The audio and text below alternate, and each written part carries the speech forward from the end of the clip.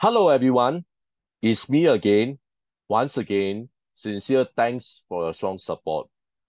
Today, I'd like to continue on our discussion on filter design. The earlier on series, part 1, part 2, part 3, and also this series, part 4, I'm going to use different terminologies and also different parameters to describe a filter.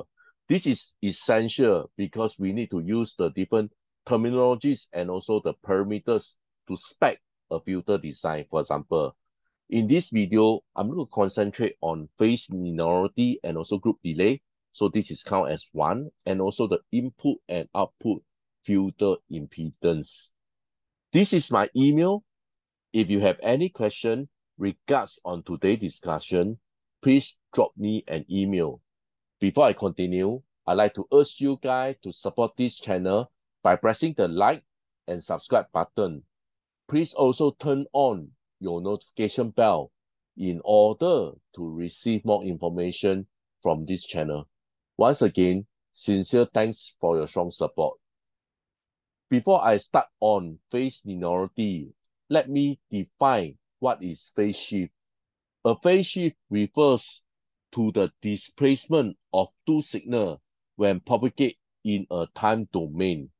This displacement can be caused by a signal processing device such as amplifier or filter that performs certain operations on the signal, causing the output signal phase to shift from its original input signal phase.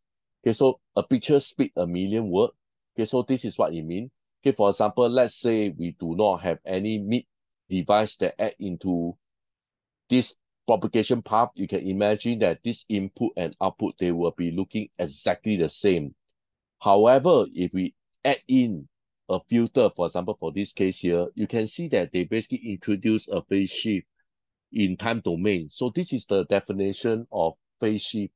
Whatever device, be it an amplifier or filter, we actually create a phase shift from its original input signal. So this is what it means by phase shift. The phase shift introduced by the filter is usually a function of frequency, okay, which means that the amount of phase shift change is actually depend on the frequency. Let's discuss on 3 different scenarios in order to understand this phase shift or phase linearity. Okay, for example, over here, you can see from this diagram, we have a constant phase shift, okay, which means that the phase shift does not change with frequency. Okay, let's imagine this. Okay, imagine that we are having a race. Okay, so this red line here is basically where is all the runner starting point. For example, over here, can you imagine? All the runner will be basically lined up in a straight line that look like this. And if they all line up in this straight line, it will be very easy for me to see who is the fastest runner. Can you imagine? So I start a race at the same time. Everybody run through the race. Whoever cross the stop line first, okay, this guy will be the runner. So with this form here, it's quite clearly I can define who is the fastest runner. For example, for this case here. Next, I have another scenario, okay, which is called a linear phase response. Okay, like what I mentioned earlier on, phase shift is actually a function of frequency. So this is what I mean. This is basically frequency, and you can see that the phase shift change with frequency. Okay, again, okay, let's take the race again. So for example, now I line up the runner in this format. Okay, so instead of one straight line, okay, there is some slope here. And basically, again, I start the race. Okay, so because all of them actually line up in a linear manner, so if I can actually remove away this effect, okay, I can actually also judge who is the fastest runner. Okay, for example, technically, I know that the person that stand over here should cross the line first. Okay, but with this effect here, I actually can determine who is the fastest runner by remove away this linear characteristics here.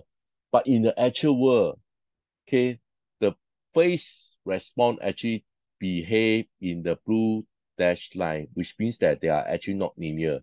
Again, imagine this form of racing, okay, this is the starting line, which is not linear. It can be very complicated and it varies from case to case.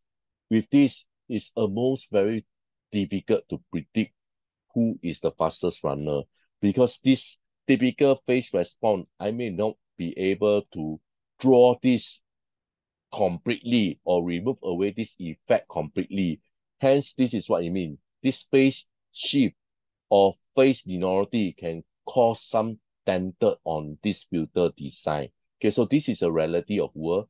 Later on, we're going to understand what is group delay on the next page. But from here, you can see that this is what I mean by phase linearity.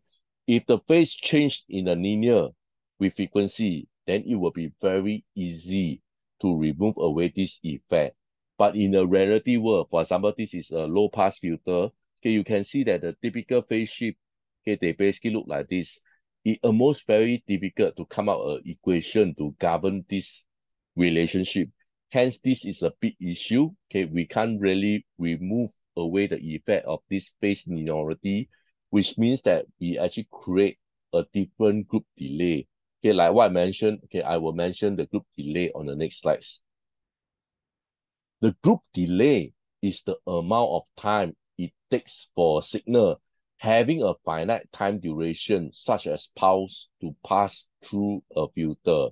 Okay, so this is what you mean here. So the group delay is basically judge how much time, okay, for this signal to pass through this filter. Okay, the issue is now I have different frequency, okay, which have different phase shift. So basically, the time taken for this signal to pass through the filter varies very differently. Okay, so therefore, this is the issue here. So for example, if I have a group delay, okay, basically this group delay is actually the changes of phase shift versus the changes in frequency. Like what I mentioned earlier on, the phase shift actually change with frequency. And because of the changes, the group delay also vary, okay, but it's very much frequency dependent. Okay, ideally, all frequency present in the signal should have the same time delay, okay, which means that, okay, whatever frequency here or whatever signal at a different frequency passing through the filter, they should have the same group delay. Then it will be much more easier to reproduce at the output. Okay, so this is what I mean. However, okay, narrow band signal, okay, they basically are more likely to encounter constant group delay than signal having wide spectrum. Okay, so this is a typical example for a wide spectrum. You can see that this is a wide band pass filter group delay. So you can see that how much delay they actually change. Okay, ideally, if we can have a constant group delay, then it will be much more easier. But for filter, for example, for a typical wide band pass filter, you have this form of group delay. Okay, because of this, they actually will basically create some form of delay distortion. Okay, so if we have all the frequency and they have the same time delay, then we will not have any delay distortion. But because different frequency have different phase shift and also different delay, and hence with this, they actually create some form of delay distortion. In the case of linear phase shift, which means that the change of phase shift against the change of frequency, okay, it should be constant, then it will be much, much easier, okay, because there are actually no distortion here, because all the spectrum component, okay, they are actually delayed equally. Okay, this is, which means that they have a changes which I know, okay, which is constant. So I actually can remove away the distortion. Okay, the phase linearity is key to preserve a signal integrity, and it's very critical in some application that use pulse signal. Okay, so this is what I mean here.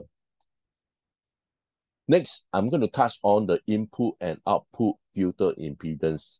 Okay, filters are designed to sit between a source and a load. So you can see that this is a filter.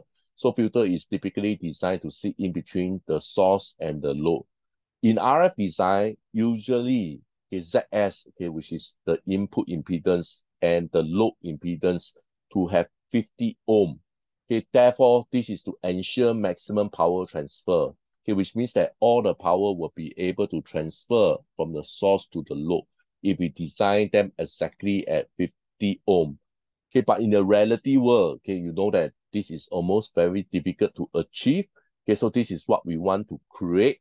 Okay, in the relative world, okay, they are actually different. Okay, which means that looking at the filter, okay, the input and the output here, you can see that they are actually not exactly 50 ohm. So therefore, we need to have this input matching network and output matching network in order so-called to tune them back at 50 ohm. Okay, so this is what it means. Generally, Z in, okay, which means that this is a Z in that we look in, and a Z out of the filter, okay, the Z in and a Z out of the filter, they are not really exactly 50 ohm. So the matching network, okay, we have the input matching network and output matching network. They are commonly inserted at both the input and output filter ports. Okay, the key idea is to transform them, the input and output impedance, to 50 ohm. So when we actually have this output and this input matching network, we actually transform them to 50 ohm. Earlier on, like what I mentioned, they are not really 50 ohm, but once we incorporate into this matching network, okay, we actually transform them to 50 ohm. So with 50 ohm, okay, which is well matched, which means that the maximum power transfer can transfer from the source to the load. Okay, so this is what is mean by this input and output filter impedance. Okay, this will be my last slide for this video discussion. The part 1, part 2, part 3, and part 4, we have described these 8 terminologies and also parameters to describe a filter. Okay, first we start off by mentioning the type of filter, whether is it low pass, high pass, band pass, or band stop filter. We also discuss what is the center frequency or the stop band cutoff frequency.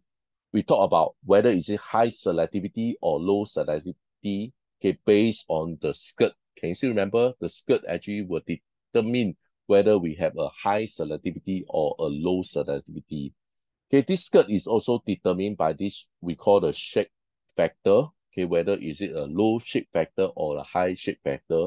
Okay, take a look on this video if you can. We also going to talk about this insertion loss on my previous video. Okay, this insertion loss is actually the filter pass band.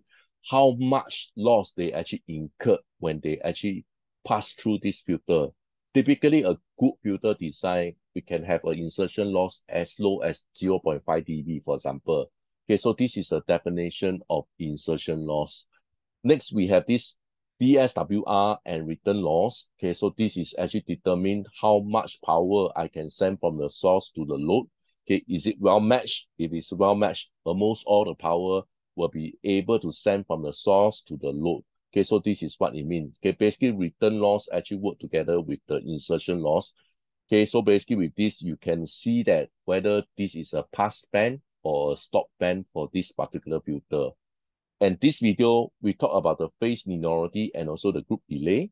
We also emphasize on the input and output filter impedance. The next series discussion, I'm going to show it to you how can we use different design rule to design a filter. With this, I'd like to end my discussion. Please help to like and subscribe. Once again, thank you so much for your strong support. See you guys.